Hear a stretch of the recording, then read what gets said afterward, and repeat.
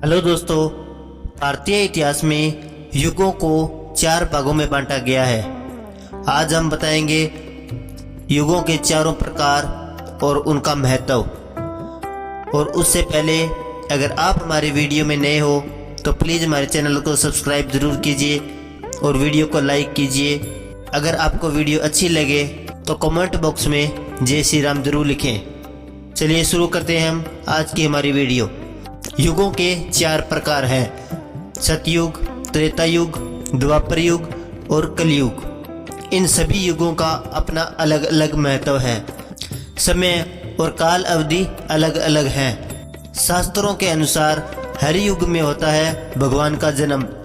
सब युग एक जैसे ही होते हैं। सबसे पहले सतयुग हुआ और वर्तमान समय में कलयुग का विस्तार है।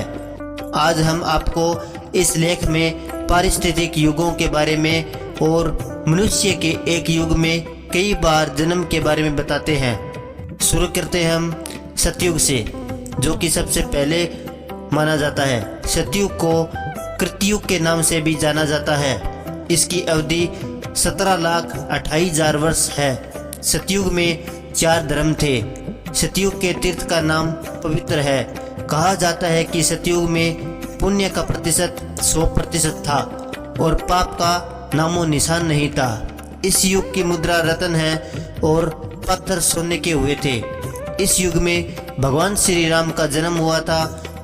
सिद्धांत के अनुसार इस युग में धरती पर चित्रों का नाम था। सतयुग में लोग 1,00,000 वर्ष तक जीवित रहे। ये भी कहा जाता है कि इस युग के लोग अपनी इच्छा के अनुसार जीवित रह सकते थे। सबसे अनोखी बात यह है कि सतयुग में लोगों की 32 फीट की मकड़ियाँ होती थी। इस युग में श्री राम जी ने रावण का वध किया था।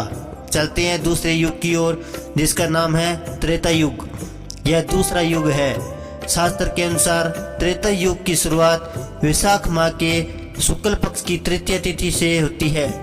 इस युग में 12,96,000 वर्ष थे।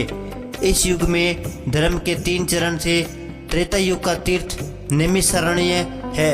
इस युग में पाप की मात्रा 25% और पुण्य की मात्रा 75% थी।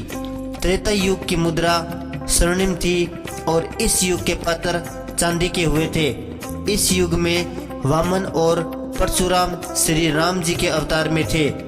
इस युग के लोग 10,000 वर्ष तक जीवित रह सकते थे। चलते हैं हम अगले युग की ओर, जिसका नाम है द्वापर युग। धर्मशास्त्र के अनुसार इस युग की शुरुआत माघ माह की पूर्णिमा थी। इस युग में धर्म के 2 चरण थे। द्वापर युग 8,64,000 वर्ष का था। द्वापर युग में तीर्थ का नाम क्षत्रिय था। इस युग के अवतार श्री कृष्ण थे। द्वापर युग में जब कंस के पापों का घड़ा भर गया था, तब श्री कृष्ण ने नारायण के रूप में कंस का वध किया था। इस युग में पुण्य और पाप दोनों बराबर के साझेदार थे। द्वापर युग में पात्र ताम्र के और मुद्रा चांदी की हुई थी।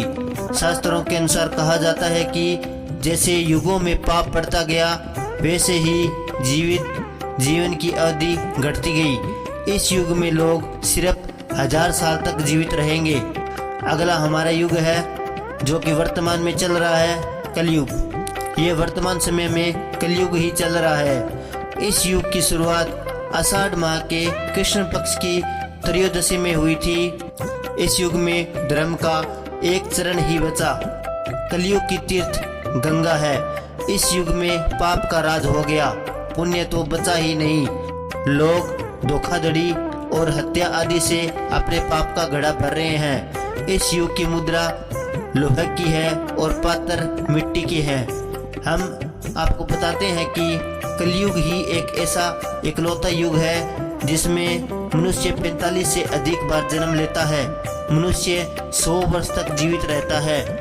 धर्मशास्त्रों के अनुसार कलयुग के अंत में भगवान श्री कृष्ण कल्कि के अवतार में और सभी पापियों का विनाश करने जरूर आएंगे। इस प्रकार की अधिक जानकारी के लिए हमारे चैनल असबी हिंदी स्टोरी के साथ जुड़े रहें। और अगर आपको हमारी ये वीडियो अच्छी लगी हो और आप अगर हमारे चैनल पे नए हो तो प्लीज़ हमारे चैनल को सब्सक्राइब और वीडियो को लाइक ज़रूर करें। चलिए मिलते हैं हम नेक्स्ट वीडियो में। तब तक के लिए जय श्री राम, जय सनातन, जय हिंदुस्तान।